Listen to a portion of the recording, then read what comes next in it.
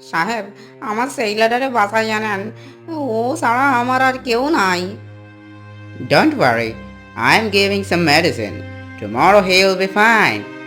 সাহেব তো বলছেন উনি কটা ওষুধ দেবেন, সেটা নিলেই ও কালকে ভালো হয়ে যাবে। Okay then, take it. 5 টাকা দেবেন। 5 টাকা? আগে 5 টাকা তো অনেক বেশি। কি বলছো ভাইয়া, 5 টাকাটাই বেশি মনে হচ্ছে? বেশ, তাহলে আমরা চলে যাই। তুমি অন্য ডাক্তার নিয়ে এসে তোমার ছেলের চিকিৎসা করাও। আরে ভূষণ ভাই, আমি কি সেই কথা বলেছি? আমরা খুব গরিব মানুষ, আমাদের কাছে 5 টাকাটাই অনেক বেশি। এখন 5 টাকা কুড়িয়ে কাড়িয়ে হবে, কিন্তু আজকে আপনাদের দিয়ে দিলে কালকে আমাদের আর হাঁড়িতে ভাত চলবে না। আমরা গরিব মানুষ, 5 টাকায় আমাদের সারা মাস চলে। আচ্ছা ঠিক আছে, আমি 5 টাকা দিয়ে দিচ্ছি, আমার ছেলেটা ঠিক হলেই হলো। ঠিক আছে, আমরা আজকে তাহলে আসছি।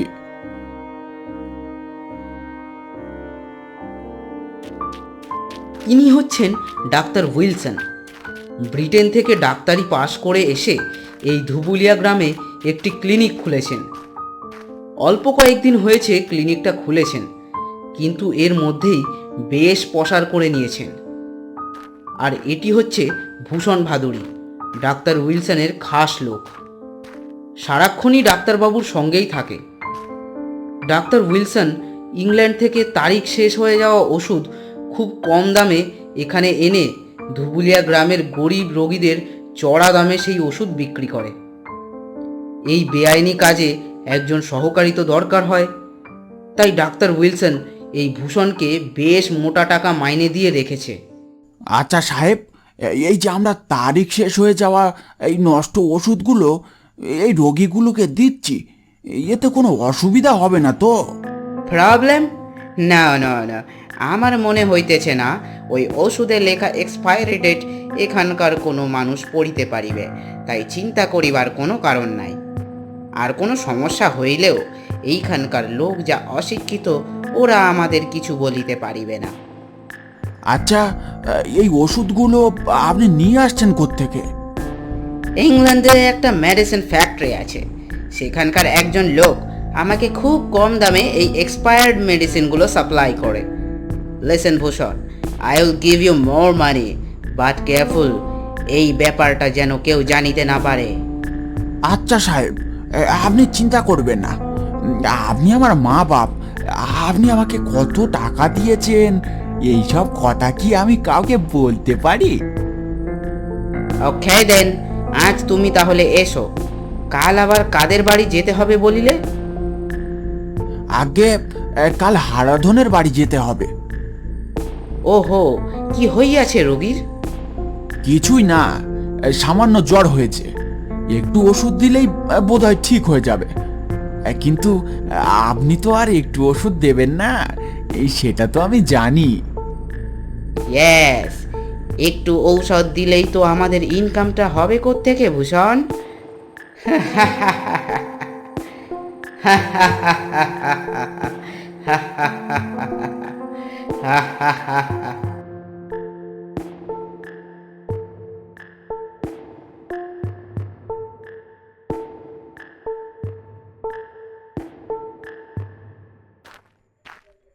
লেসেন ভূষণ, আমাদের কিন্তু উহাদের একটু ভয় দেখাইতে হবে বুঝলে, যাতে উহারা আমরা যা করিতে বলি তাই করে। হ্যাঁ হ্যাঁ, খুব ভালো করে বুঝেছি সাহেব। ওদের যদি একবার বলে দেওয়া হয় যে রোগটি খুব সাংঘাতিক, এর জন্য দামি দামি ওষুধ লাগবে, তা না হলে বিপদ, তাহলে ওদের থেকে বেশি বেশি টাকা আদায় করা যাবে। তুমি আমার সব সরঞ্জামগুলো ব্রিফ কেসে ঢুকিয়ে রেখেছো তো? হ্যাঁ সাহেব, আপনি যা যা ওষুধ বলেছিলেন, টেটোস্কোপ, ইঞ্জেকশন, আরও যা যা বলেছিলেন, সব এই ব্যাগে রেখে দিয়েছি। ওকে, ওটাই তো হারাধনের বাড়ি নাকি? হ্যাঁ সাহেব।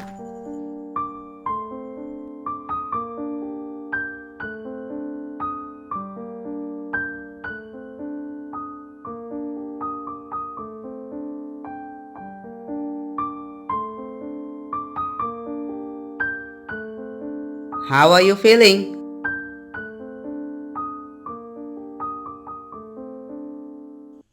সাহেব বলছেন যে আপনি কেমন বোধ করছেন?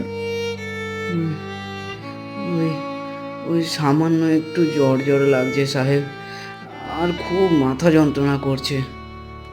ওকে, গিভ মি ইউর হ্যান্ড। আপনার হাতটা সাহেবের দিকে বাড়িয়ে দিন।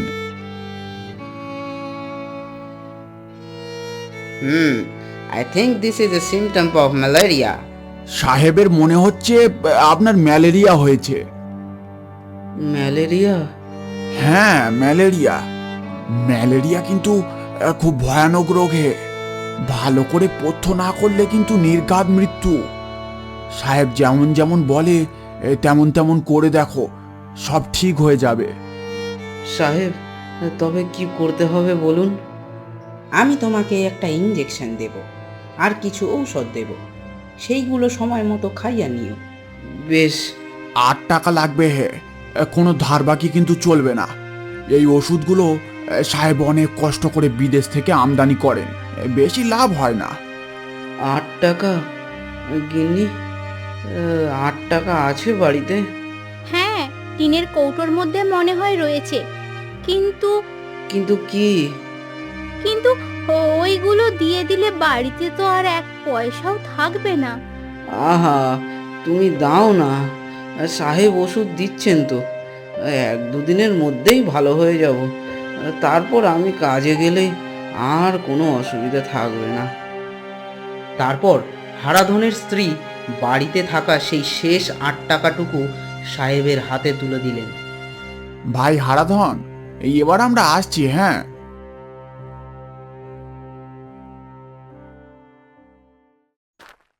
এই বলে ডাক্তার সাহেব ও ভূষণ তাদের বাড়ি থেকে বেরিয়ে গেল। সময়টা ছিল বর্ষাকাল, তাই গ্রামের বেশিরভাগ বাড়িতেই লোক অসুস্থ হয়ে পড়েছিল এবং সবাই এসে ভিড় করছিল ডাক্তার উইলসনের চেম্বারে।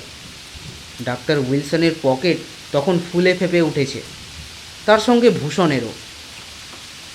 এর বেশ কিছুদিন পর একদিন ভূষণ ডাক্তার উইলসনকে বললে, সাহেব, হারাধন মারা গেছে। সো হোয়াট, তাতে কি হয়েছে? সাহেব, শুধু হারাধনই মারা যায়নি, এই গ্রামে বহু লোক মারা যাচ্ছে। আবহাওয়া খারাপের জন্য বাড়ি বাড়ি সর্দি কাশি হয়েছে বটে, কিন্তু এই সর্দি কাশির জন্য কি মানুষ মারা যেতে পারে? একটা কথা বলবো, কিছু মনে করবেন না তো সাহেব? আমার মনে হচ্ছে এই খারাপ ওষুধগুলোর জন্য এগুলো হচ্ছে। আচ্ছা, এই গ্রামের লোকেরা যদি জানতে পারে তাহলে তো আমাদের জ্যান্ত রাখবে না। ডোন্ট ওয়ারি ভূষণ, আমাদের কিছুই হইবে না। তুমি শুধু খেয়াল করো গ্রামের লোক আমাদের নিয়ে কি কথাবার্তা বলিতেছে, আর আমাকে এসে সেই কথাবার্তাগুলো বলো। এখন আমি এক্সপায়ার্ড ওষুধগুলো আর রোগীদের দিচ্ছি না, বাট আবার যখন নর্মাল হইয়া যাইবে তখন আমি আবার এক্সপায়ার ওষুধগুলো রোগীদের দেব। ঠিক আছে সাহেব, আমি দেখছি গ্রামের লোকেরা কি ভাবছে সেটা জানার চেষ্টা করি। এরপর একদিন ভূষণ রাস্তা দিয়ে যাচ্ছিল। সামনের রাস্তায় গ্রামের কয়েকজন মানুষ কথাবার্তা বলছিল। ভূষণ সেখানে গিয়ে তাদের কথা শুনতে লাগলো। কি হলো বলো দেখি আমাদের গ্রামে? সত্যি কি যে হলো, সকলের বাড়ি থেকেই দেখছি একজন দুজন করে প্রথমে অসুস্থ হয়ে পড়ছে, তারপরে মারাও যাচ্ছে। গ্রামে কারোর নজর লেগেছে বুঝলে হে, বড় করে একটা যাগযজ্ঞ করার ব্যবস্থা করতে হবে।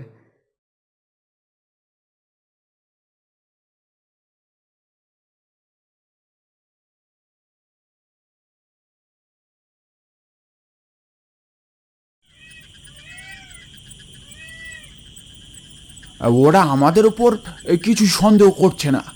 ওরা বলছে গ্রামে নাকি কার নজর লেগেছে, যার যোগ্য করার চিন্তা ভাবনা করছে গ্রামের লোকেরা। I knew it. তোমাদের দেশের লোকেরা যা অন্ধবিশ্বাসী, আমাদের সন্দেহ না করাটাই স্বাভাবিক। কিন্তু সাহেব, এখন আমাদের কি করা উচিত? এখন আমরা যে রোগী দেখতে যাব ওদের ভালো ওষুধটাই দেব বুঝলে। গ্রামের পরিস্থিতি আবার স্বাভাবিক হইলে তখন আবার এক্সপায়ার ওষুধগুলো চালাবো। ঠিকই বলেছেন, ও, ভালো কথা। আজকে আমাকে একটু ছুটি দিতে হবে। আমি একটু শ্বশুর বাড়ি যাব। অনেকদিন যাওয়া হয়নি, আর গিন্নিও খুব জোর করছে। ওকে, যাও তাহলে আজকে। আজকে তো একটাই পেশেন্ট আছে বললে। হ্যাঁ, ওই ব্রজদুলালের মেয়ের শরীর খুব খারাপ। ওদের বাড়িতে আজকে আপনাকে একটু যেতে হবে। হুম, কিন্তু ব্রজদুলালের বাড়িটা কোথায়? তুমি তো আজকে থাকিবে না। চিন্তা নেই সাহেব, খুব সোজা রাস্তা। গ্রামের পশ্চিম দিকে যে শিব মন্দিরটা আছে, ওখান থেকে সোজা গেলে বাঁ হাতে একটা শ্মশান পড়বে। ওই শ্মশানটা পেরোলেই একটা বাড়ি দেখতে পাবেন। ওটাই ব্রজদুলালের বাড়ি। ওকে, তুমি তাহলে চলিয়া যাইতে পারো। আমি বিকেলের দিকে উহাদের বাড়ি গিয়ে ওর মেয়েকে দেখিয়া আসিব। সেদিন বিকেলে ডাক্তার ব্রজদুলালের বাড়িতে গিয়ে তার মেয়েকে দেখে ভালো ওষুধ দিয়ে তাদের বাড়ি থেকে বেরিয়ে এলো। যখন বেরিয়েছেন তখন সন্ধে ঘনিয়ে এসেছে। গ্রামের কোনো এক বাড়ি থেকে শঙ্খ বাজানোর আওয়াজ ভেসে আসছে। রাস্তাঘাট পুরো ফাঁকা। ডাক্তার উইলসন মনে মনে ভাবতে ভাবতে আসছিল, এই দেশের মানুষ কি না বোকা, তাদেরকে সন্দেহ করতে পারছে না। আরও বেশ কয়েকদিন এই গ্রাম থেকে ভালো মতো ইনকাম করে তাদের বেরোতে হবে। আরও অনেক কিছু মনে মনে বলতে বলতে ডাক্তার উইলসন গ্রামের সেই শ্মশানের পাশের রাস্তাটার কাছাকাছি চলে এসেছে।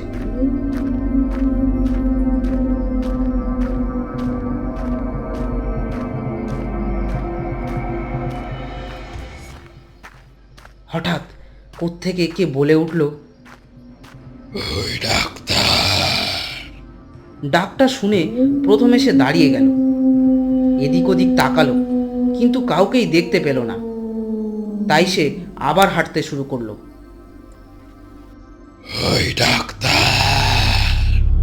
আবার কোথা থেকে ডাকটা ভেসে এলো। এই ডাকটা ডাক্তার স্পষ্টই শুনতে পেল। সে ভাবল হয়তো কোনো চোর ডাকাতের দল তার পিছু নিয়েছে। সে চেঁচিয়ে বলল, এই যে তোমরা যে কজন আমার চারিপাশে আছো, আমার কাছে যদি আসো তাহলে কিন্তু তোমাদের কপালে দুঃখ আছে। তোমরা এই কালো চামড়ার মানুষ আমাকে লুট করবে? তোমাদের এত বড় আস্পর্ধা! আমার ব্যাগে কিন্তু বন্দুক আছে। আমার সামনে এসে দেখো, এক গুলিতে তোমাদের মুন্ড উড়িয়ে দেব।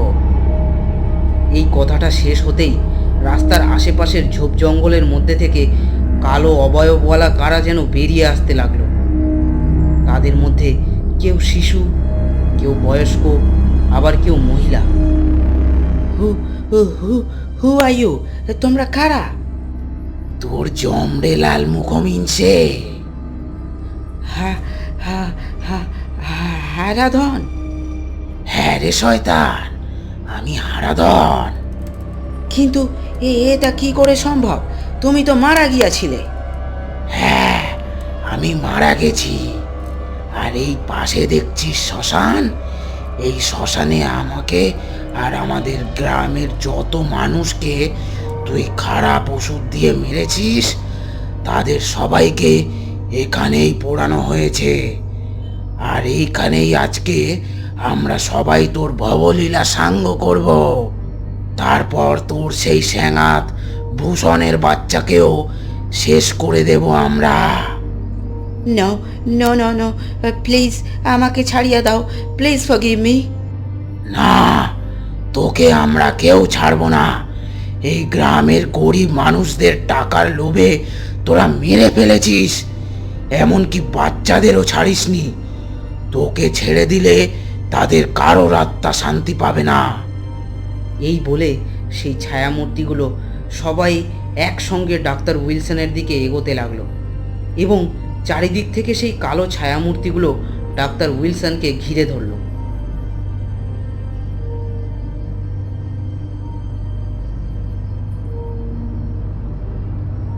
পরের দিন সকালে দেখা গেল ডাক্তার উইলসনের মৃতদেহ সেই শ্মশানেরই পাশে একটি গাছের সঙ্গে ঝুলছে। কে যেন তার একটা চোখ উপড়ে নিয়েছে। শরীরের বেশ কয়েকটা জায়গা থেকে যেন মাংস ছিঁড়ে নিয়েছে কারা। সারা শরীরে রক্তাক্ত অবস্থা। ব্যাগটা শ্মশানের সেই রাস্তায় পড়ে আছে। অন্যদিকে ভূষণ তার শ্বশুরবাড়ি থেকে এসে ডাক্তার উইলসনের এই মারাত্মক অবস্থার কথা শুনে এবং তার মৃতদেহ দেখে বুঝতে পেরে গিয়েছিল যে এই কাজ কোনো মানুষ বা জন্তু জানোয়ারের পক্ষে সম্ভব নয়, এবং সে এটাও বুঝতে পেরেছিল যে যারা ডাক্তার উইলসনকে এরকমভাবে মেরেছে তারা তাকেও ছাড়বে না। তাই সে ঠিক করেছিল সে আবার তার শ্বশুর বাড়িতে ফিরে যাবে।